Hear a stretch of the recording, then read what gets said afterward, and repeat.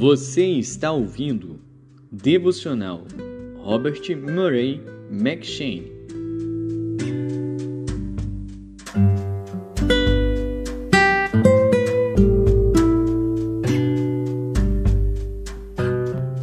Êxodo.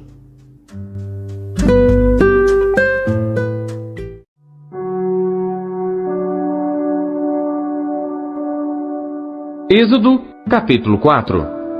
Então respondeu Moisés e disse: Mas eis que não me crerão, nem ouvirão a minha voz, porque dirão: O Senhor não te apareceu. E o Senhor disse-lhe: Que é isso na tua mão? E ele disse: Uma vara. E ele disse: Lança-a na terra. Ele a lançou na terra, e tornou-se em cobra, e Moisés fugia dela. Então disse o Senhor a Moisés: Estende a tua mão, e pega-lhe pela cauda. E estendeu sua mão, e pegou-lhe pela cauda, e tornou-se em vara na sua mão. Para que creiam que te apareceu o Senhor Deus de seus pais, o Deus de Abraão, o Deus de Isaque e o Deus de Jacó. E disse-lhe mais o Senhor: Põe agora a tua mão no teu seio. E tirando-a, eis que a sua mão estava leprosa, branca como a neve. E disse: Torna a pôr a tua mão no teu seio. E tornou a colocar sua mão no seu seio. Depois tirou-a do seu seio, e eis que se tornara como a sua carne. E acontecerá que se eles não te crerem, nem ouvirem a voz do primeiro sinal, crerão a voz do derradeiro sinal. E se acontecer que ainda não creiam a estes dois sinais, nem ouvirem a tua voz, tomarás das águas do rio e as derramarás na terra seca, e as águas que tomarás do rio tornar-se-ão em sangue sobre a terra seca.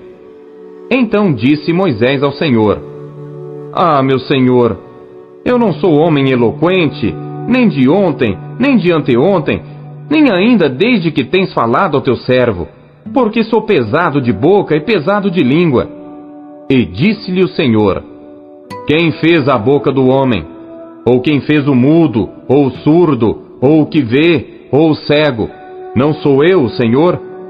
Vai, pois, agora, e eu serei com a tua boca, e te ensinarei o que hás de falar. Ele, porém, disse: Ah, meu Senhor, envia pela mão daquele a quem tu hás de enviar. Então se acendeu a ira do Senhor contra Moisés e disse: Não é Arão, o levita, teu irmão? Eu sei que ele falará muito bem. E eis que ele também sai ao teu encontro, e vendo-te, se alegrará em seu coração. E tu lhe falarás, e porás as palavras na sua boca, e eu serei com a tua boca e com a dele, ensinando-vos o que haveis de fazer. E ele falará por ti ao povo, e acontecerá que ele te será por boca, e tu lhe serás por Deus. Toma, pois, esta vara na tua mão, com que farás os sinais. Então foi Moisés, e voltou para Jetro, seu sogro, e disse-lhe: Eu irei agora, e tornarei a meus irmãos que estão no Egito, para ver se ainda vivem. Disse, pois, Jetro a Moisés: Vá em paz. Disse também o Senhor a Moisés em Midian: Vai, volta para o Egito, porque todos os que buscavam a tua alma morreram. Tomou, pois, Moisés sua mulher e seus filhos, e os levou sobre um jumento, e tornou à terra do Egito. E Moisés tomou a vara de Deus na sua mão. E disse o Senhor a Moisés: Quando voltares ao Egito, atenta que faças diante de Faraó todas as maravilhas que tenho posto na tua mão. Mas eu lhe endurecerei o coração, para que não deixe ir o povo. Então dirás a Faraó: Assim diz o Senhor: Israel é meu filho, meu primogênito.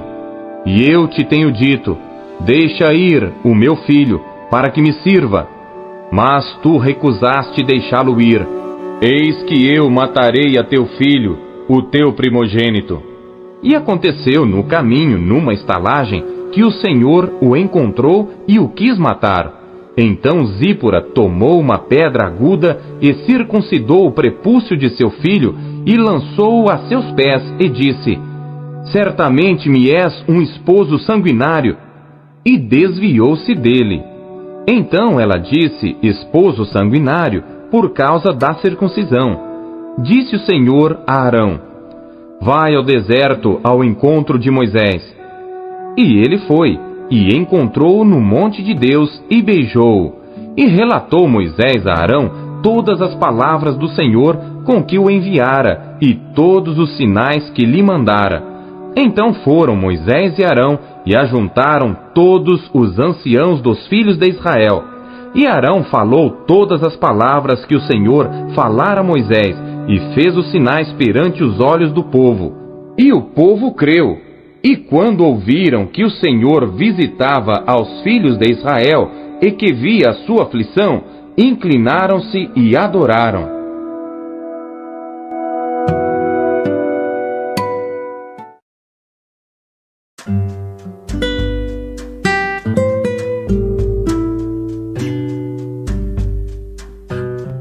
Lucas.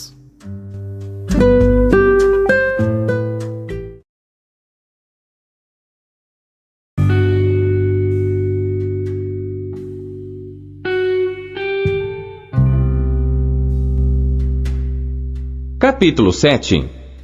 E depois de concluir todos estes discursos perante o povo, entrou em Cafarnaum, e o servo de um certo centurião, a quem muito estimava, estava doente e moribundo. E quando ouviu falar de Jesus, enviou-lhe uns anciãos dos judeus, rogando-lhe que viesse curar o seu servo. E chegando eles junto de Jesus, rogaram-lhe muito, dizendo: é digno de que lhe concedas isto, porque ama a nossa nação, e ele mesmo nos edificou a sinagoga. E foi Jesus com eles. Mas quando já estava perto da casa, enviou-lhe o centurião uns amigos, dizendo-lhe: Senhor, não te incomodes, porque não sou digno de que entres debaixo do meu telhado. E por isso, nem ainda me julguei digno de ir ter contigo. Dize, porém, uma palavra, e o meu criado sarará. Porque também eu sou homem sujeito à autoridade, e tenho soldados sob o meu poder, e digo a este: vai, e ele vai, e a outro: vem, e ele vem, e ao meu servo: faze isto, e ele o faz. E ouvindo isto, Jesus maravilhou-se dele, e voltando-se disse à multidão que o seguia: digo-vos que nem ainda em Israel tenho achado tanta fé. E voltando para casa, os que foram enviados acharam são o servo enfermo. E aconteceu que no dia seguinte ele foi à cidade chamada Naim, e com ele iam muitos dos seus discípulos e uma grande multidão. E quando chegou perto da porta da cidade, eis que levavam um defunto, filho único de sua mãe, que era viúva, e com ela ia uma grande multidão da cidade. E vendo-a, o Senhor moveu-se de íntima compaixão por ela, e disse-lhe: não chores. E chegando-se, tocou o esquife, e os que o levavam pararam, e disse: jovem, a ti te digo, levanta-te. E o defunto assentou-se e começou a falar, e entregou-o à sua mãe. E de todos se apoderou o temor, e glorificavam a Deus, dizendo: um grande profeta se levantou entre nós, e Deus visitou seu povo. E correu dele esta fama por toda a Judéia e por toda a terra circunvizinha. E os discípulos de João anunciaram-lhe todas estas coisas. E João, chamando 2 dos seus discípulos, enviou-os a Jesus, dizendo: és tu aquele que havia de vir, ou esperamos outro? E quando aqueles homens chegaram junto dele, disseram: João o Batista enviou-nos a perguntar-te: és tu aquele que havia de vir, ou esperamos outro? E na mesma hora curou muitos de enfermidades e males e espíritos maus, e deu vista a muitos cegos. Respondendo então Jesus, disse-lhes: ide e anunciai a João o que tendes visto e ouvido, que os cegos veem, os coxos andam, os leprosos são purificados, os surdos ouvem, os mortos ressuscitam, e aos pobres anuncia-se o Evangelho. E bem-aventurado é aquele que em mim se não escandalizar. E tendo-se retirado os mensageiros de João, começou a dizer à multidão acerca de João: Que saístes a ver no deserto? Uma cana abalada pelo vento? Mas que saístes a ver? Um homem trajado de vestes delicadas? Eis que os que andam com preciosas vestiduras e em delícias estão nos passos reais. Mas que saístes a ver? Um profeta? Sim, vos digo, e muito mais do que profeta. Este é aquele de quem está escrito: Eis que envio o meu anjo diante da tua face, o qual preparará diante de ti o teu caminho. E eu vos digo que entre os nascidos de mulheres não há maior profeta do que João o Batista. Mas o menor no reino de Deus é maior do que ele. E todo o povo que o ouviu e os publicanos, tendo sido batizados com o batismo de João, justificaram a Deus. Mas os fariseus e os doutores da lei rejeitaram o conselho de Deus contra si mesmos, não tendo sido batizados por ele. E disse o Senhor: A quem, pois, compararei os homens desta geração? E a quem são semelhantes? São semelhantes aos meninos que, assentados nas praças, clamam uns aos outros e dizem: Tocamo-vos flauta e não dançastes, cantamo-vos lamentações e não chorastes. Porque veio João o Batista, que não comia pão nem bebia vinho, e dizeis: Tem demônio. Veio o Filho do Homem, que come e bebe, e dizeis: Eis aí um homem comilão e bebedor de vinho, amigo dos publicanos e pecadores. Mas a sabedoria é justificada por todos os seus filhos. E rogou-lhe um dos fariseus que comesse com ele. E entrando em casa do fariseu, assentou-se à mesa.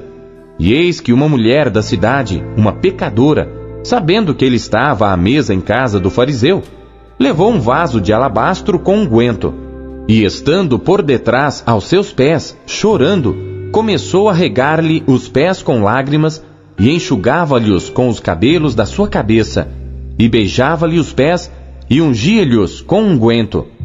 Quando isto viu o fariseu que o tinha convidado, falava consigo dizendo: Se este fora profeta, bem saberia quem e qual é a mulher que lhe tocou, pois é uma pecadora. E respondendo Jesus, disse-lhe: Simão, uma coisa tenho a dizer-te. E ele disse: Dize-a, mestre. Um certo credor tinha 2 devedores. Um devia-lhe 500 dinheiros e outro 50. E não tendo eles com que pagar, perdoou-lhes a ambos. Dize, pois, qual deles o amará mais? E Simão, respondendo, disse: Tenho para mim que é aquele a quem mais perdoou. E ele lhe disse: Julgaste bem.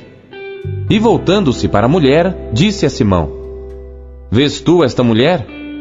Entrei em tua casa, e não me deste água para os pés. Mas esta regou-me os pés com lágrimas, e mos enxugou com seus cabelos. Não me deste ósculo, mas esta, desde que entrou, não tem cessado de me beijar os pés. Não me ungiste a cabeça com óleo, mas esta ungiu-me os pés com unguento. Por isso te digo que os seus muitos pecados lhe são perdoados, porque muito amou. Mas aquele a quem pouco é perdoado, pouco ama. E disse-lhe a ela: Os teus pecados te são perdoados. E os que estavam à mesa começaram a dizer entre si: Quem é este que até perdoa pecados? E disse à mulher: A tua fé te salvou, vai-te em paz.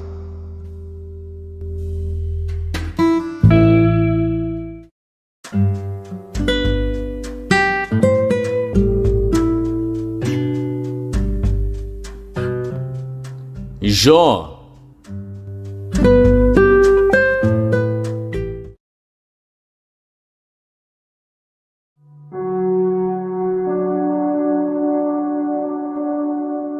Jó, capítulo 21.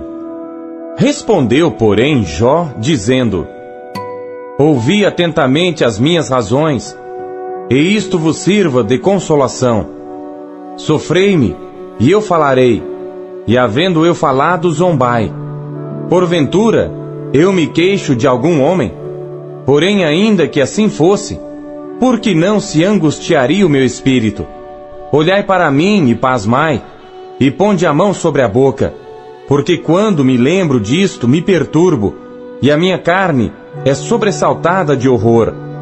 Por que razão vivem os ímpios, envelhecem, e ainda se robustecem em poder? A sua descendência se estabelece com eles perante a sua face, e os seus renovos perante os seus olhos. As suas casas têm paz, sem temor, e a vara de Deus não está sobre eles. O seu touro gera, e não falha, pare a sua vaca, e não aborta. Fazem sair as suas crianças como a um rebanho, e seus filhos andam saltando. Levantam a voz ao som do tamboril e da harpa, e alegram-se ao som do órgão. Na prosperidade gastam os seus dias, e num momento descem à sepultura. E todavia dizem a Deus: retira-te de nós, porque não desejamos ter conhecimento dos teus caminhos. Quem é o Todo-Poderoso para que nós o servamos? E que nos aproveitará que lhe façamos orações? Vede, porém, que a prosperidade não está nas mãos deles. Esteja longe de mim o conselho dos ímpios. Quantas vezes sucede que se apaga a lâmpada dos ímpios e lhes sobrevém a sua destruição? E Deus, na sua ira, lhes reparte dores, porque são como a palha diante do vento, e como a pragana que arrebata o redemoinho. Deus guarda a sua violência para seus filhos, e dá-lhe o pago para que o conheça. Seus olhos verão a sua ruína, e ele beberá do furor do Todo-Poderoso. Por quê? Que prazer teria na sua casa, depois de morto, cortando-se-lhe o número dos seus meses? Porventura, a Deus se ensinaria ciência, a ele que julga os excelsos? Um morre na força da sua plenitude, estando inteiramente sossegado e tranquilo, com seus baldes cheios de leite, e a medula dos seus ossos umedecida. E outro, ao contrário, morre na amargura do seu coração, não havendo provado do bem. Juntamente jazem no pó, e os vermes os cobrem. Eis que conheço bem os vossos pensamentos, e os maus intentos com que injustamente me fazeis violência. Porque direis: onde está a casa do príncipe, e onde a tenda em que moravam os ímpios? Porventura, não perguntastes aos que passam pelo caminho, e não conheceis os seus sinais, que o mal é preservado para o dia da destruição, e arrebatado no dia do furor? Quem acusará diante dele o seu caminho, e quem lhe dará o pago do que faz? Finalmente é levado à sepultura, e vigiam-lhe o túmulo. Os torrões do vale lhe são doces, e o seguirão todos os homens, e adiante dele foram inumeráveis. Como, pois, me consolais com vaidade? Pois nas vossas respostas ainda resta a transgressão.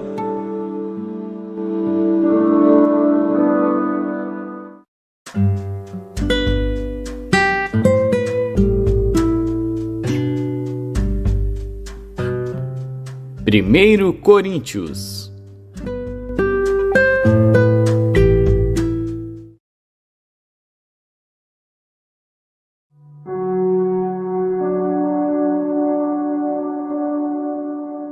Capítulo 8.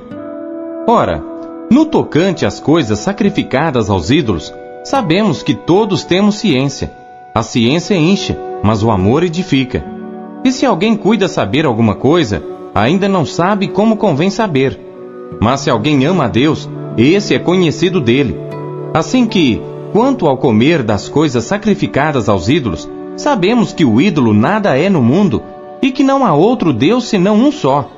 Porque ainda que haja também alguns que se chamem deuses, quer no céu, quer na terra, como há muitos deuses e muitos senhores, todavia para nós há um só Deus, o Pai, de quem é tudo e para quem nós vivemos, e um só Senhor, Jesus Cristo, pelo qual são todas as coisas e nós por Ele. mas nem em todos há conhecimento, porque alguns até agora comem no seu costume para com o ídolo coisas sacrificadas ao ídolo, e a sua consciência, sendo fraca, fica contaminada. Ora, a comida não nos faz agradáveis a Deus, porque se comemos, nada temos demais, e se não comemos, nada nos falta. Mas vede que esta liberdade não seja de alguma maneira escândalo para os fracos, porque se alguém te vir a ti, que tem ciência, sentado à mesa no templo dos ídolos, não será a consciência do que é fraco induzida a comer das coisas sacrificadas aos ídolos? E pela tua ciência perecerá o irmão fraco pelo qual Cristo morreu. Ora, pecando assim contra os irmãos e ferindo a sua fraca consciência, pecais contra Cristo. Por isso, se a comida escandalizar a meu irmão, nunca mais comerei carne, para que meu irmão não se escandalize. A palavra de Deus é alimento. O que ela te supriu na leitura de hoje? E você acabou de ouvir a leitura devocional Robert McCheyne, o melhor plano de leitura conhecido na história da igreja. Que privilégio, hein? E não esqueça de dar o seu like, curtir e comentar e compartilhar esse vídeo. E você que ainda não adquiriu a sua Bíblia devocional, o melhor plano de leitura já conhecido na história da igreja, é sua oportunidade de fazê-lo agora. Acesse aqui os meios da Marcas Editora para adquirir a sua versão, a sua unidade. Nós temos em várias cores. Nessa cor caramelo maravilhosa, temos nesse lilás que está incrível, temos também nesse azul turquesa e por fim temos também essa que está chiquíssima no tom de cinza. Já acesse QR Code, meios aqui para você já ter a sua própria história com a Bíblia devocional, como milhares de pessoas estão sendo impactadas pela leitura diária do devocional Robert McCheyne.